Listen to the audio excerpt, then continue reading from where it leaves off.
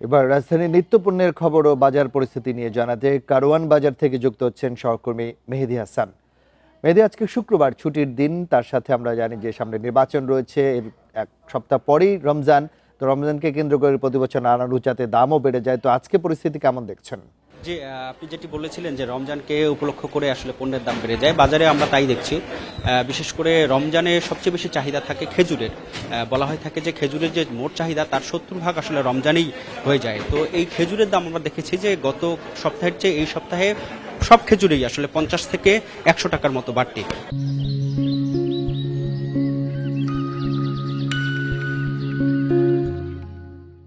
অর্থাৎ সবচেয়ে কম দামি যেটি খেজুর, জাহিদি খেজুর, এই খেজুরটি আসলে গত সপ্তাহে 1500 টাকায় বিক্রি হয়েছে, তবে আজকে বাজারে এটি 1550, এবং এটি শুকনা যেটি সেটি আসলে 1800 থেকে 2000 টাকাও বিক্রি হচ্ছে।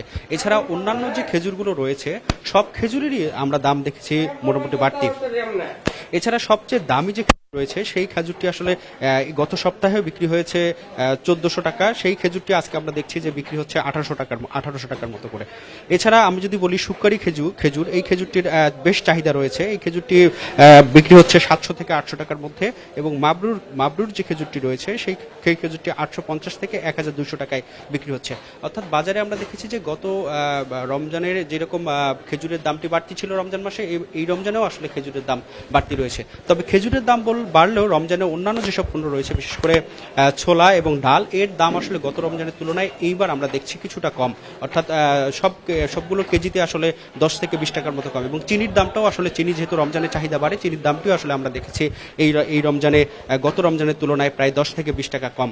এছাড়া সয়াবিন তেলের আমরা যদি বলি, তাহলে সয়াবিন তেল ছাড়া, অর্থাৎ ভোজ্য তেল ছাড়া মোটামুটি রমজানের যেসব পণ্য, সব পণ্যের দাম মোটামুটি গত রমজানের চেয়েও কম। তবে খেজুরের দামটা আসলে আমরা দেখেছি বাড়ছে। এছাড়া রমজানে ফলের বেশ চাহিদা থাকে।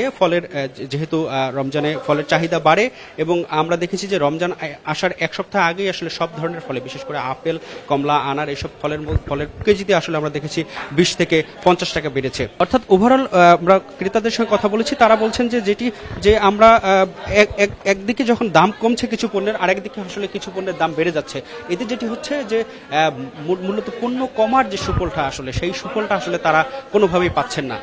তো এই ছিল আসলে কারওয়ান বাজার থেকে আমার কাছে সর্বশেষ। রাজধানীর কারওয়ান বাজার থেকে নিত্যপণ্যের বাজার দর জানাচ্ছিলেন সহকর্মী মেহেদী হাসান।